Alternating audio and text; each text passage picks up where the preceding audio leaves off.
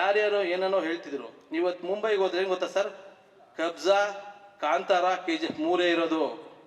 ಮಾತಾಡಕ್ಕಿರೋದು 3 cinema sir, ದಯವಿಟ್ಟು ಬೇಜಾರು ಮಾಡ್ಕೋಬೇಡಿ. ಸತ್ಯ ಇದು, ಬಾಗಾದ್ರೆ ನಿಮ್ಗೆ ಗೊತ್ತಿರೋ ಮಾತಾಡ್ಕೊಳ್ಳಿ. ಕಬ್ಜಾ, ಕಾಂತಾರ, KGF ಅಂತಾರೆ. ಅಂದ್ರೆ ನಾನು ಎಲ್ಲಾ ಸಿನಿಮಾನು ಮಾಡಿದ್ದಾರೆ, ಎಲ್ರದೂನು ಕಾಟೇರ ಚೆನ್ನಾಗಿ ಹೋಗ್ತಿದೆ. ಹಿಂಗೆ ಎಲ್ಲರೂ ಬೆಳೆಸ್ಕೋಬೇಕು ನಾವು. ನಮ್ಮ ವಿಕ್ರಾಂತರೋಣ, ಮಂಜಣ್ಣ, ವಿಕ್ರಾಂತರೋಣ ಮತ್ತೆ ಈ 4 ಸಿನಿಮಾಗಳು ಬಂದಿದ್ರಿಂದನೇ ನಮ್ಮ ಮುಂದೆ ಎಲ್ಲರೂ ಮಾತಾಡಂಗಾಗಿತ್ತು. ನಾವು ಕೂಡ ಸಾಕು ಒಂದು ಲೈಟ್ ಕಂಬಕ್ಕೆ ಒಂದು ಕಲ್ಲು ಹೊಡ್ಕೊಂಡು ಅನ್ನೋದು ಆಗ್ತಿರ್ಲಿಲ್ಲ ಸರ್. ಸಕ್ಸಸ್ಸು, ಫೇಲ್ಯೂರು ಆಮೇಲೆ. ಪ್ರಯತ್ನ ಮಾಡೋಣ, ಎಲ್ಲರೂ ಪ್ರಯತ್ನ ಮಾಡೋಣ. ನಾವೆಲ್ಲರೂ ಒಂದೇ ಮನೆಯವರು. ಒಳ್ಳೊಳ್ಳೆ ಸಿನಿಮಾಗಳು ಮಾಡೋಣ, ಇಲ್ಲೇ ಇರೋಣ, ಪಾಸಿಟಿವ್ ಆಗಿರೋಣ. ಒಳ್ಳೆ ಸಿನಿಮಾ ಮಾಡ್ತಾ ಕನ್ನಡ ಇಂಡಸ್ಟ್ರಿನ ಇನ್ನೊಂದು ಲೆವೆಲ್ಗೆ ತೊಗೊಂಡೋಗೋಣ.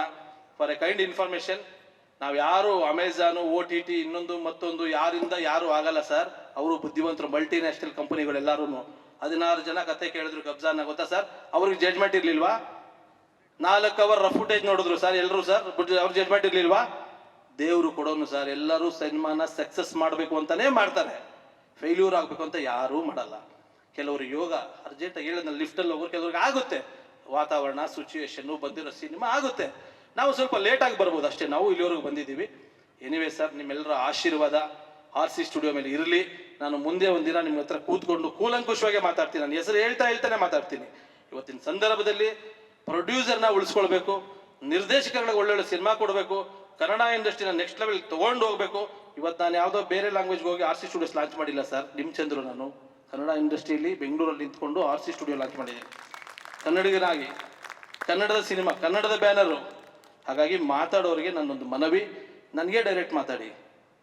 ಯಾರಾದರೂ ಮಾತಾಡೋದಿದ್ರೆ ಫೋನ್ ನಂಬರ್ ತಗೊಳ್ಳಿ, ನನಗೆ ಮಾತಾಡಿ, ನಿಮಗೆಲ್ಲ ಕ್ಲಾರಿಟಿ ನಾನೇ ಕೊಡ್ತೀನಿ. ಆ ಥರದ್ದು ಏನಾದರೂ ಇತ್ತು ಅಂದರೆ. ಓಕೆನಾ ಸರ್? ಈ ಒಂದು ಸಂದರ್ಭಕ್ಕೆ ಇದು ಹೇಳಬೇಕಾಗಿತ್ತು. ನಾನು 10 ತಿಂಗಳಿಂದ ಮಾತಾಡಿರಲಿಲ್ಲ. 10 ತಿಂಗಳಿಂದ ಹಂಗಂತ ನನ್ನ ಬೇಜಾರೇನಾಗಿರಲಿಲ್ಲ. 10 ತಿಂಗಳು ನಾನು 5 ಸಿನಿಮಾ ರೆಡಿ ಮಾಡ್ತಿದ್ದೆ.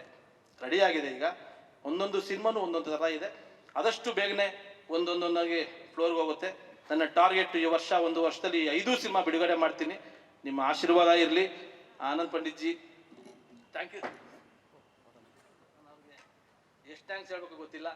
ನನ್ನ ಮೊನ್ನೆ ಹೋದಾಗ್ಲೂ ಕೂಡ, ಚಂದ್ರು ನೀನು ಏನು ಮಾಡಿದ್ರು ನಾನು ಇದೀನಿ ಕಣೋ, ನೀನು ಮಾಡ್ತೀಯ, ನನಗೆ ಆ ಹೋಪ್ ಇದೆ ಅಂತ.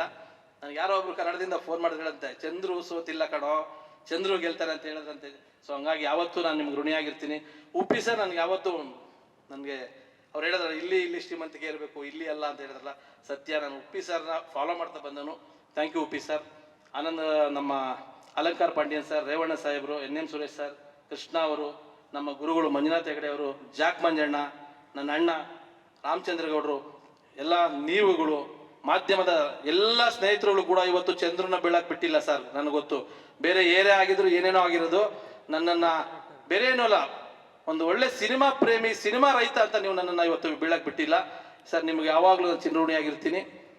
ನಿಮ್ಮೆಲ್ಲರ ಆಶೀರ್ವಾದ RC ಸ್ಟುಡಿಯೋ ಮೇಲೆ ಇರಲಿ.